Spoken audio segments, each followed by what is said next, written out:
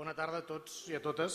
Anem a començar, perdoneu per el retard de 10 minuts, anem a començar la tercera de les jornades que dediquem en aquesta universitat, a la Pompeu Fabra, a debatre, a discutir sobre la idoneïtat i la conveniència i l'oportunitat de convocar un referèndum, una consulta sobre la independència de Catalunya i també, òbviament, sobre quina hauria de ser o quines raons tenim per posicionar-nos a favor o en contra d'aquesta independència en cas que es celebrés aquest referèndum, dedicada als aspectes de dret constitucional. Tenim per aquesta primera taula amb 3 convidats, que ara de seguida us presentaré, que són 2 professors de la Casa de Dret Constitucional i un convidat professor de l'Autònoma de Barcelona. Els 3 convidats parlaran per aquest ordre en el que jo els hi presentaré. Primer, Francesc de Carreras, doctor en Dret per la UAB i catedràtic emèrit de Dret Constitucional d'aquesta universitat. Llibres i articles de tots els àmbits dins del dret constitucional, des de història constitucional espanyola, fons del dret, institucions polítiques, incloent, evidentment, el model territorial autonòmic, drets fonamentals, constitucionalisme europeu, etc. Ha publicat a bastament sobre el tema de Catalunya i Espanya, tant obres acadèmiques de primer nivell com articles de difusió que han aparegut en diversos mitjans de comunicació. Ha escrit sobre l'Estatut d'Autonomia de Catalunya, el més recent de 2006, sobre la sentència corresponent del Tribunal Constitucional, sobre el debat que es va produir aleshores, sobre aquestes dues coses, també sobre la qüestió dels drets lingüístics, sobre el model d'immersió lingüística a les escoles catalanes, també sobre la necessitat o conveniència de convocar un referèndum o consulta sobre la independència i sobre quina hauria de ser la nostra posició al respecte. Ha col·laborat durant molts anys com a autor d'opinió en diversos diaris, durant molt de temps va col·laborar amb El País i amb El Periódico i des de 2004 una de les facetes per les quals és segurament més conegut per al públic més general és autor col·laborador setmanal. M'hi extenc més perquè l'important és sentir-los amb ells. Cadascú d'ells parlarà durant uns 15 minuts amb una primera intervenció inicial que serà moderada per la Thais i a partir de llavors seguirem en la segona fase de la taula rodona, tindrem temps per deixar-los discutir i per deixar-los argumentar i contraargumentar i també, no ens oblidarem d'això, hi haurà una part final de la sessió en la que podrem recol·lectar algunes preguntes del públic que els convidats podran contestar. Doncs res més, moltes gràcies i podeu començar com vulgueu. Doncs en primer lloc, si vol començar vostè. Moltes gràcies. Bona tarda. Gràcies a la moderadora primer per donar-me la paraula, però després gràcies a la Universitat Pompeu Fabra, al seu rector, al degà, el director del departament, que a més és el que ha tingut l'idea, segons acabo de saber, i molt especialment en Josep Lluís Martí, que acaba de parlar i que és el que m'ha convidat i he mantingut amb ell tota la relació prèvia en aquest dia. Jo ho centraré en 4 matèries, unes més extenses, altres més breus. En primer lloc, la possibilitat de consulta des del punt de vista del dret intern.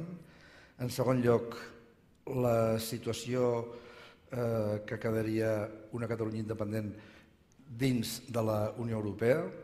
En tercer lloc, les qüestions de legalitat internacional i, per últim i molt breument, les diferències amb Escòcia. Atès el temps que se'ns dona, seré relativament breu en cada un d'aquests aspectes, uns més que altres, i després, en tot cas, tenim temps pel debat i per aclariment de qüestions que no hagin pogut ser ben explicades. Des del punt de vista del dret intern, anem a veure, a la Constitució hi ha 2 tipus de referèndums, només 2 tipus de referèndums contempla la Constitució. Els referèndums de ratificació de les propostes de reforma constitucional o de manera indirecta les reformes estatutàries, que també surten en algun precepte de la Constitució, i en segon lloc el referèndum consultiu. Per tant, no hi ha cap referèndum decisori en si mateix, excepte els de ratificació, que són, com diu la paraula, de sí o no a un text prèviament discutit de reforma constitucional o estatutària. I el referèndum consultiu, doncs, se n'han fet dos, el referèndum de l'OTAN i, més recentment, ja en el segle XXI, el referèndum de la Constitució Europea. Són uns referèndums que tenen com a característica, atès que són consultius, que no són vinculants jurídicament. Estan previstos a l'article 92 de la Constitució, que, entre altres coses, en el punt central, diu que les decisions polítiques d'especial transcendència podran ser sotmeses a referèndum consultiu de tots els ciutadans. El que té capacitat per convocar-lo, a banda que és el rei com a cap de l'Estat, però és el govern, prèvia autorització de les Corts del Congrés de Diputats, i, per tant, només ell pot tenir el govern central, només ell pot tenir aquesta iniciativa. És possible fer un referèndum consultiu respecte a la independència de Catalunya? Al meu entendre, sí que és possible. Encara que pot ser una qüestió discutible. Quina és la dificultat que té l'article 92? Té la dificultat, al meu entendre, que és claríssim que una decisió política d'especial transcendència, la independència d'una part del territori d'Espanya, és una qüestió d'especial transcendència. El problema ve quan diu que ha de ser sotmesos a referèndum de tots els ciutadans. Què s'ha d'entendre? Tots els ciutadans espanyols o tots els ciutadans d'una part del territori? Jo crec que per un principi d'interpretació constitucional s'ha de donar en els drets una preferència, en aquest cas el dret de votar en una consulta, i que la interpretació més plausible és que també en una part del territori espanyol es pot fer un referèndum consultiu. D'altra banda, la majoria d'autors que amb caràcter previ a la conjuntura actual i abans de l'any 2000, fins i tot abans que això es pogués plantejar respecte al Plan Ibarretxe, jo ho vaig plantejar en aquell moment, eren partidaris que sí, que havia la interpretació que podia ser en una part del territori. I per tant, jo crec que sí que es podria preguntar als ciutadans de Catalunya, en el cos electoral català, sí que se li podria preguntar per part del govern central una formulació que digui vostè desitja que Catalunya sigui un estat sobirà i independent i, per tant, voldria que se separés d'Espanya? Una pregunta d'aquest tipus, demanant els desitjos, el que ens portaria, des del meu punt de vista, és a saber quants catalans estan a favor de la independència i quants no. Només això, només a saber. No es tracta del dret a decidir. L'anomenat dret a decidir, que jo crec que o és dret a l'autodeterminació o, si no, no sé ben bé a quin dret es poden referir, el dret a decidir és aquell que per si mateix, exercint-lo, vincules en els poders públics, vincules la decisió. Aquí hem dit que el referèndum consultiu, per la seva pròpia naturalesa, no era vinculant. I, per tant, què es podria fer després d'haver fet un referèndum consultiu a Catalunya? Després d'haver-lo fet, es tindrien que veure els resultats. Prèviament, al meu entendre, el que es tindria que fer abans de la convocatòria és posar-se d'acord bé amb acords polítics o bé amb un reflexe a la llei de referèndum existent, modificant-la, com es tindrien que analitzar aquests resultats, és a dir, el mínim de participació perquè els resultats tinguessin una validesa, el mínim de vots afirmatius perquè els resultats tinguessin una validesa, com es tindria que conformar també territorialment, què passaria si una part important del territori sortís un resultat i amb altres sortís un altre.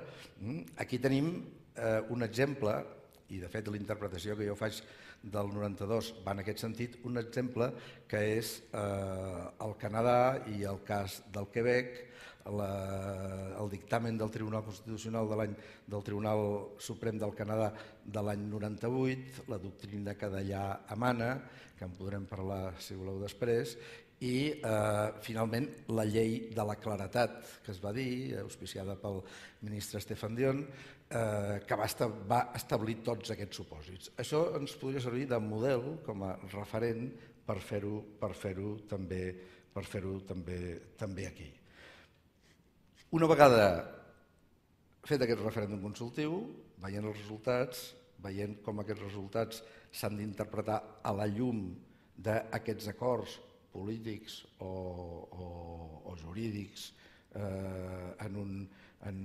inclosos a la llei de referèndum, això és indiscutible, els dos, aleshores es tindria, des del meu punt de vista, que prendre una decisió d'acord amb aquest resultat i iniciar, en el supòsit que sortís una votació favorable a la independència, iniciar negociacions d'acord amb el dret internacional, després el veurem una mica respecte a la partició, a la successió d'un estat respecte a un altre i, per tant,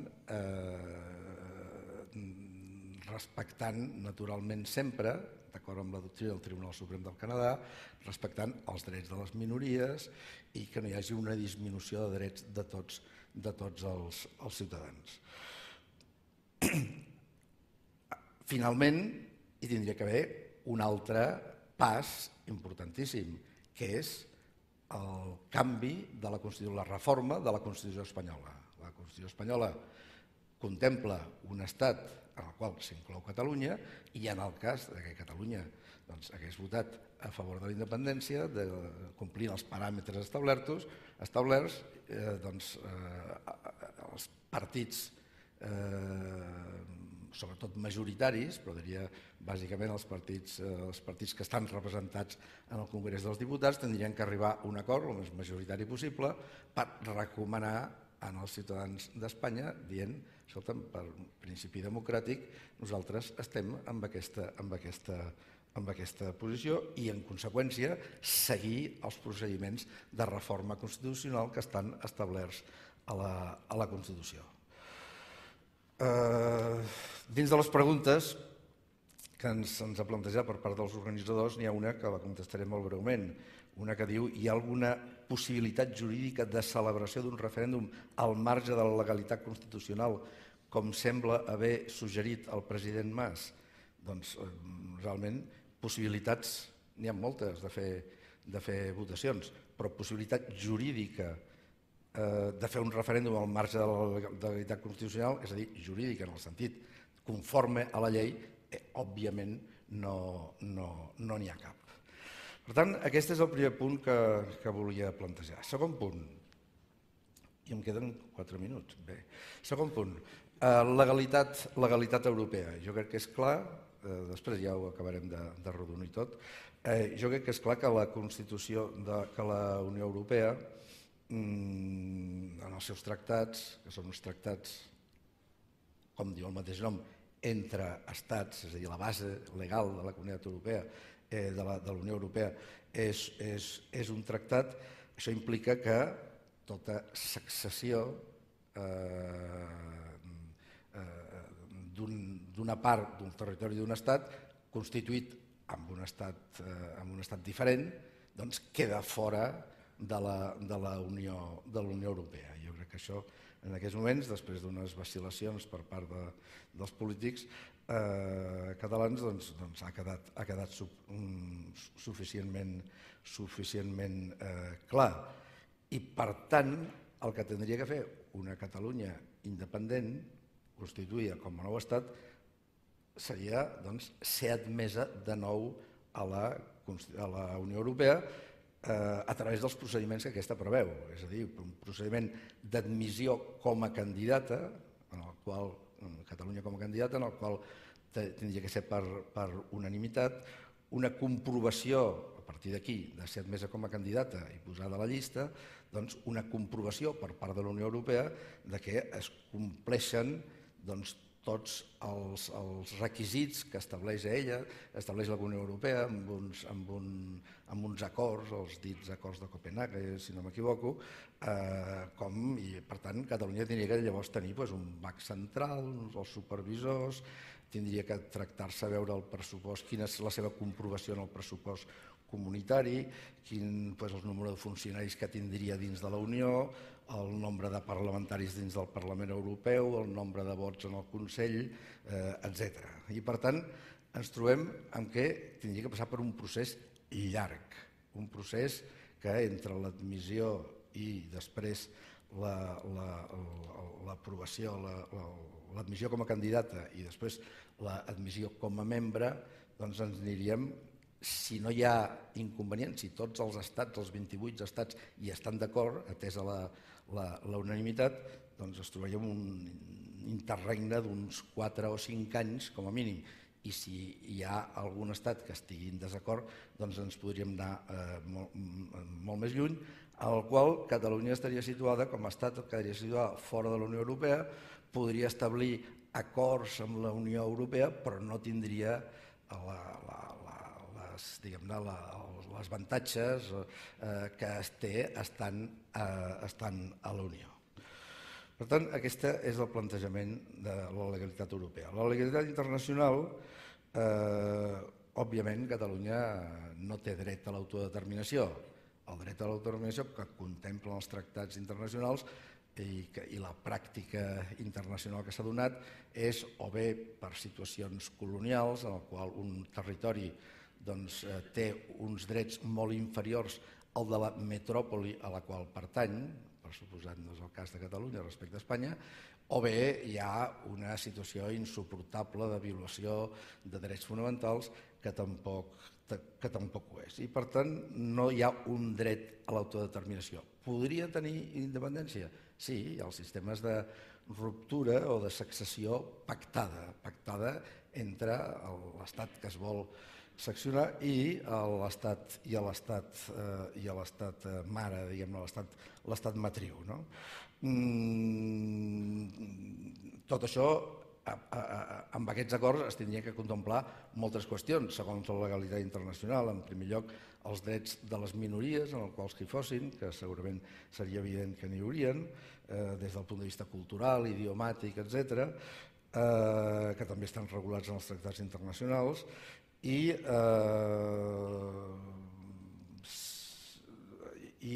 si bé quan s'independitza, l'independitzar-se és una qüestió de fet, és una qüestió de fet, un es declara independent, és de fet, l'important és que es reconegui per part dels altres estats aquesta posició de nou estat dins el concert internacional, dins de la comunitat internacional, és a dir, que sigui reconegut com a estat. Si no és així, és a dir, si no compleix Catalunya com a estat independent amb tots els procediments per accedir a la independència, realment es pot declarar com a estat sobirà, però estaria en una sobirania limitada que afectaria a la seva posició respecte als tractats internacionals en matèria econòmica, cultural, política i tots els altres. I per tant, jo crec que en cap cas li interessaria a Catalunya quedar amb una, encara que pogués dir-se independent, quedar amb una situació tan precària. Fins i tot, un minut? Un minut, gràcies.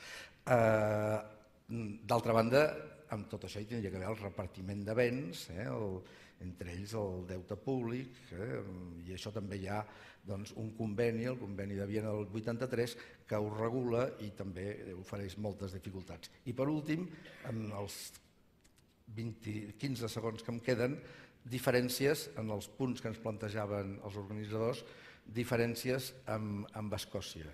Només en diré una que em sembla que és la cabdal des del punt de vista jurídic. Aquí a Espanya tenim una Constitució i aquesta Constitució regula molts aspectes de tot el procés del qual estem parlant. A Gran Bretanya o al Regne Unit no tenen Constitució i, per tant, la llei que fa el Parlament de Londres pot regular el que vulgui en el sentit que vulgui. I des d'aquest punt de vista és molt més senzill jurídicament la independència d'Escòcia que la independència de Catalunya. En tot cas, el procés per al qual els escocesos volen, o un número determinat d'escocesos, el govern escocès en aquest moment vol la independència o la independència que vol el govern de Catalunya. Uns tenen Constitució, els altres no, i per tant aquest és l'aspecte principal. Res més, moltes gràcies. Gràcies, moderadora, per la teva generositat.